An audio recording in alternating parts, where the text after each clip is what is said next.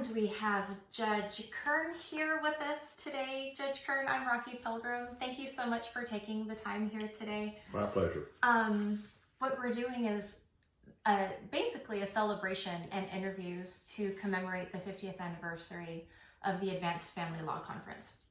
And with that came a whole bunch of things, because the conference and specialization and I think even the section all kind of came about pretty close together. And since you were one of the founding inaugural members of attorneys who are specialized, we absolutely wanted to make sure that we heard from you and got to hear about your experiences and all of the things that led you to family law and specializations, all the way now to being a senior district judge. So why don't you just sort of introduce yourself and do just kind of a quick background, and then we'll dig into some questions. Okay. Well, as you indicated, my name is Robert Kern. I'm now a senior district judge. I grew up in West Houston in the Spring Branch area, attended college and law school at UT, was licensed in 1968. I spoke at one of the South Texas family law classes and explained to them that when I was licensed, we didn't have a family code, and the response was, "Oh, how did you do that?" Well, all the divorces were fault divorces, and the standard line was, "Well, he stayed out late at night and wouldn't tell me where he had been." Oh. So all that was how you got a fault divorce, which really wasn't too bad.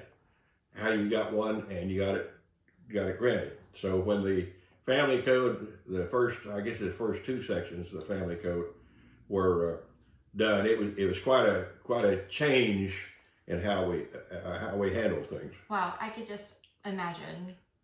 Actually, I cannot imagine, because we have how many titles to the family code now? I think there's 6 now. I just attended a conference this past weekend. I think there's 6 now. Yep, I think we just added one, and so that's very different from when you started. You said you were licensed in 68. I did a little bit of research. The family law section was voted into existence in 1960. Okay. And so I was just kind of taking a couple of looks at things. We are, like I mentioned, celebrating the 50th anniversary of the Advanced Family Law Seminar. Do you remember when that seminar came about? Were you part of any of that kind of creation? I'm not sure I understand your question. Do I remember when it came about? When we had the first family law seminar. Yeah, I attended. Yes, absolutely. And so what was that like? What was the purpose of having a seminar geared towards family law? Well, first of all, about that time we were having changes and the family code was coming on board. So a lot of it was educating us as to changes in family code. When I started practicing law, a divorce decree was 1 page. I cannot imagine. Visitation was at reasonable times, and that's what it would say. Child support was X dollars a month, but nothing about the specifics and how it was paid and that sort of thing. So when the family code kicked in, and it was a lot of us who were in the first group that were involved in the family code. Mm-hmm. and bringing it on board. Don Royal is one of the first persons that comes to mind. Yep. And when that was done, we had to get educated because the whole world was changing for us.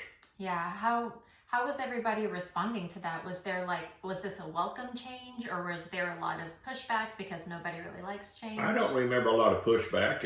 I guess you would say it was welcome because we were willing to learn, and we knew that it was changing, and we had to get on board. And I don't remember a lot of complaints or anything like that. What drew you to family law? Did you have a general practice? Did people have niche areas like they do now? I had a general practice. I was licensed in September of 1968, and by the end of the year, I grossed $250. My first fee was, I think, $20 or something like that. So I started out, my original interest was criminal law. And very soon I realized that when they arrested somebody They did it in the middle of the night on a weekend, and I got tired of getting up and going down town to Houston, and then the cops would play musical chairs. You know, you're here, we're here, and we're going to mess things around till you find your client. So I thought, well, okay, what's next? And then family law was becoming more prevalent then, and so I gravitated to family law because one of the things was that, generally speaking, I didn't have to get up in the middle of the night on the weekends. That is definitely a bonus. Although I will say, probably a lot of family law attorneys now are saying, you know, the emergencies are going to happen with our clients on the Friday afternoon or Saturdays when we can't do anything, right? When we had the section and then the family code started coming out, do you know how those statutes got created? Was there a group of family law attorneys? There were a group of family law attorneys that were involved in it, and like I mentioned, Don and several people who are no longer with us. Mm-hmm. But they and all of us had input in the changes that the legislature was making with the new family code. Some more than others. I frankly was not that involved in it. I was part of the group that followed along, but some of the lawyers that were really prominent at that time were very involved in the new family code. And you are one of the original board certified attorneys. That's correct. So how did the concept of being specialized or certified come up? I don't know. I can't answer that question. I know that originally it was family law, criminal law, and labor law. And it was mentioned as, okay, we're going to try to do this. And for one thing, it was supposed to be good for business. Mm-hmm. So I thought, well, okay, I'm going to try family law. And I did. And luckily enough, I passed it and became board certified then. Very awesome. So what was that process like? Because we know everybody freaks out about the board certification exam now. Was it that same feeling of, you know? Yeah, I remember going to Austin to take the exam, and I remember driving back. I was living in Houston at the time, and driving back and thinking, well, that was a waste of time. You know, you didn't pass this thing, but luckily I did, and that is amazing. And that was in 1975. That's right? Correct. And so you were also a founding member of the Gulf Coast Family Law Specialists. I was one of the original members, yes. And so that was back also in 1975. Yeah, that's correct. And so was the organization created specifically because the certification exam had come I would say yes, because we didn't have anything like that before. And, you know, now we have the Texas Academy of Family Law Specialists, which is still separate from Gulf Coast. That's right. Do you remember when TAFLS became an organization? Was it kind of a spin-off because Gulf Coast was regional? I would have to say it was a spin-off. I was really never involved in TAFLS, so I really can't answer your question. I will tell you this. There were 6 of us who were part of the original board certified family law attorneys, one of whom is David Hittner, who is a long-standing federal judge now, because David was originally board certified in family law. And there were 6 of us that got together, and TAFLS was created, and our response of the 6 of us was, well, you know, they're getting all the glory, and so we're going to create our own organization.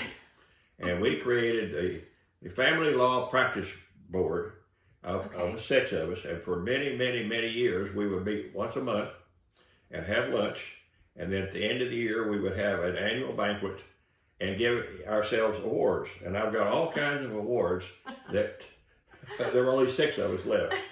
So now there are only 2 of us. David Hittner is still alive, and of course I am. But we were kind of a response to TAFLS because we weren't there, so we're going to create our own organization. And so when TAFLS was created, that was after Gulf Coast. I think so. And so when TAFLS was created, like, was it more of a regional thing? Because Texas is so large.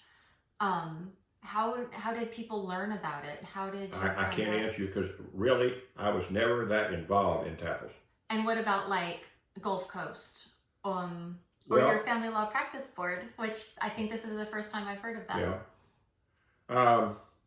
It was more word of mouth, But since there was a group of us, and we were in the newspaper, and there was a group of us that had passed the family law bar and were board certified, it kind of was, okay, here are lawyers in Houston area, and let's get together and let's do something. And so how long did you, so you had been practicing for about 7 years when you got Right, certified. that's right. And how long were you practicing before you became a judge? 31 years. And A new court was created in Fort Bend County, mhm. and in 1996, they were trying to create a new court, and the Governor Bush vetoed the bill. So again, because the way it was being done, he wasn't going to get a chance to appoint somebody. So, politically, although I'm a big fan of Bush because he appointed me, obviously. Right. So 2 years later, it came up again, and it was he got the bill that he wanted, and it was done. And there were my understanding is there were about 40 of us that applied to be appointed to the new court, and I was appointed. I was chosen and appointed, and went to Austin for an interview, and then I was at an advanced family law seminar in Dallas, Mm-hmm. and I got a call from my office saying, Governor Bush has called you and wants you to return his call. So I returned the call, and actually it was not Governor Bush on the phone, it was somebody in his office. Mm-hmm. They told me that I was going to be selected, but not tell anybody. That night, my wife and I went to a banquet, and about at least 50 people came up and congratulated me. Oh my gosh. And I had to stand there like an idiot and say, I don't know what you're talking about. So it took a while, but then I was appointed in September of 1968. And as you No, not 1968. No. September. Yes.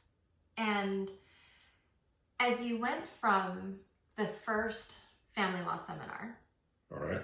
and as you went all the way to sitting as a judge, there were lots of changes, and our code grew just exponentially.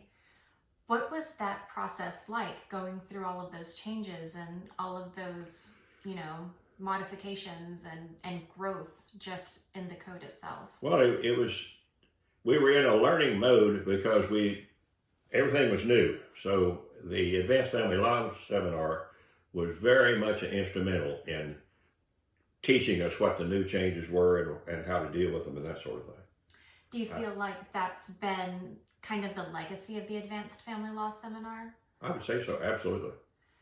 As the section has grown, now we have all sorts of family law seminars, not just advanced. Right. How do you feel those other seminars kind of support or augment the original mission of it? I still feel like the Advanced Family Law Seminar is the basic, and augment the Advanced Family Law Seminar, specialized subjects that are related to family law and so forth, they're covered. But the Advanced Family Law Seminar, I've attended more than 30 of them. So that's still... Just more than half. That is still, oh yeah. Well, more than half. That's still in my opinion, that's still the way to do it. Do you feel like becoming specialized, because sitting on the bench and as a practicing attorney for more than 30 years, you have dealt with all types of your colleagues, ones that were specialized, ones that dabbled in family law, some that, were hardcore family law, but are not specialized. As, let's start with a young attorney. How would you describe the process of becoming specialized, and is it worth it?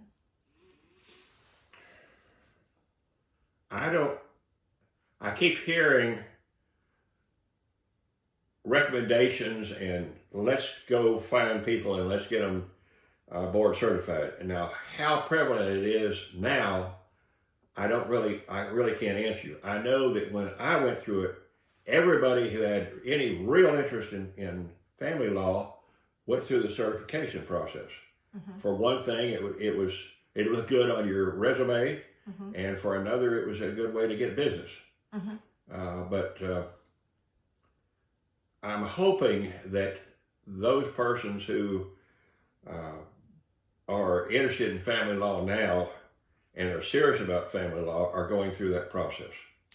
When you first decided, because it was the first year that it was offered, what was the application process like? It's pretty onerous now. You basically have to put your life's work together and have referrals. Well, I would say it was very similar to that. Of course, I haven't seen one of those in years, but I know that we had to get recommendations from judges. We had to get recommendations from opposing counsel, and even just to qualify to sit for the certification exam. Wow. Did you also have to have a certain number of trials and Yes. litigation experience? Yes, I don't remember the number now, but it wasn't it wasn't many, because particularly in family law, you don't try that many jury cases. Right. But there were requirements for jury cases and non-jury cases. It was pretty comprehensive. It sounds like they've kind of kept up those standards, even as we have gone through now, gosh, how many years is that? Almost 40 plus years of specialization. Did you go through a study process to get ready for the exam, or were you just kind of, because it was so new at that time and the code was so new? I believe I did, and I was trying to think about that before I came here. And frankly, I don't remember. I believe I did, but I don't remember specifically what it was. I know, for example, when you take the bar exam, you go to classes for a month and that sort of thing. At least I did it when I went through it. Right. But I really don't remember the details of that. So for younger attorneys who are thinking about practicing in the family law arena, you have such a wealth of experience and knowledge about just all things family law, both from the practitioner side and from the judicial side. Why should a young attorney who's hearing, oh my gosh, family law, you're brave, or why would you do that? Why should somebody go into family law? To attain a higher level and to prove that you're a better lawyer and a better trained lawyer, and frankly, it passes it on to the public. And I know that I'm not allowed now as a judge to recommend lawyers, and I have people ask me all the time. I'm not allowed to do that. Right. But I know that my general answer is go online or look in the phone book and look for advanced family law attorneys. You know they are certified. You know they've been through the process, and they know what they're doing. And so as a family law attorney, I decided to practice family law because I've always felt like giving back to the community, and you're still an attorney, so there's still ways to make money. But I just got really bored, like with general civil, and like you mentioned, in criminal law, you don't want those calls in the middle of the night. The funny thing is that now that I'm a senior judge, I try more criminal cases than anything else. Is that how things have shifted? What is it like since you've been retired and now you're visiting? What is it like? Frankly, I enjoy it. Yeah. Because the way the process works is a court will contact me, or a regional judge will contact me and ask me if I wanted to sit here or do that. And I've stayed pretty active, particularly in Southeast Texas. I've got areas now, courts now that I'm involved in Southeast Texas. I enjoy meeting the people. I enjoy working with the people. I'm old-fashioned enough to where I still have a lot of difficulty if I have to go online and use a particular system to get into a file. Right. I still like the idea of the clerk handing me a file and I can look through it and sign it. I was in court recently and I said, "Where are the files?" And she said, "Well, we didn't bring them over." And I said, "Well, how am I supposed to make a docket entry?" She said, "Well, I'll make one for you." No. Not if it's going to have my name on it. Then I'm not going to turn that over to somebody else. Absolutely. But it's a whole lot easier for me to do it the old-fashioned way and to learn to do it the old-fashioned way than to try to keep up. Oh, because I have, in the different counties, everyone has a different system. They're generally similar, but everyone has a different system. I have to have a password for every one of them, and that sort of thing. That does get really difficult, even for the attorneys, as we're trying to learn everybody's I'm sure. accessing documents. I'm sure. I have been practicing long enough that I remember when the clerks would hand you a file and you could go through it and kind of see things. Although now that I'm maybe older and a little more cynical, I'm like, oh my God, they would just hand us the files. Right. Like, what were they thinking? But as you have met your constituents when you were on the bench, and as you've worked with all of these attorneys that you've seen come up in family law and doing different things, how do you feel that the practice of family law has changed, or has it changed in your mind? Other than the technology, of course. It depends. My answer would depend on where you want to start. Because remember, I told you, I started before there was a family code. Right. So how has it changed? I guess the best answer is artificial intelligence. Oh. So many things can be done on the internet. The thing that really gets me in family cases, contested family cases, is people who do dumb things and then put it on the internet, and they share things with Yes. total strangers that they wouldn't share with somebody who's close to them. Yeah. If you're not going to tell your mom, exactly, then you shouldn't put it on why the are you going internet. to put this? And then, of course, the lawyers that are good, that are smart enough, they get on the internet and they go see what you posted. Yes. And sometimes it really backfires. When I was sitting as an elected judge here in Fort Bend County, I had a case that involved a gang. And I live in Fort Bend County. I've lived in Fort Bend County for years. And I didn't know anything about I was on the bench, had been on the bench, and I didn't know anything about gangs in Fort Bend County. Well, the current DA from Harris County was practicing law still, and she was hired in the case as an expert on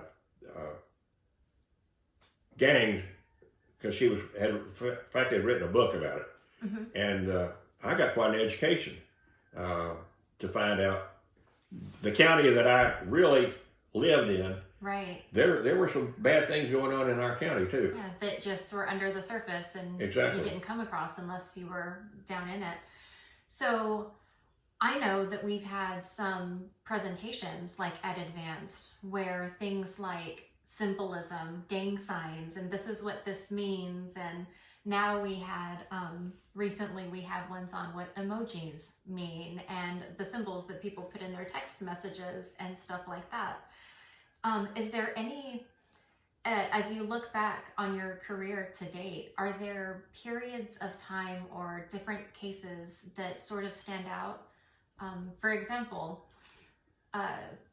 now we have specialized courts, just like we have, family law specializations. Do you remember when that came about and how that helped or hindered cases and case flow?